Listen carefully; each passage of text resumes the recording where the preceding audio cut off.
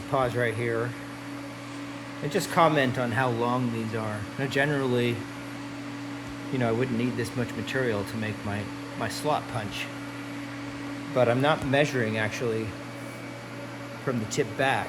I'm measuring on the, since I'm engraving these, I'm measuring from the handle forward, and I want to have uniform handle lengths because I'm going to have the same engraving, right? There'll be some branding and then the engraving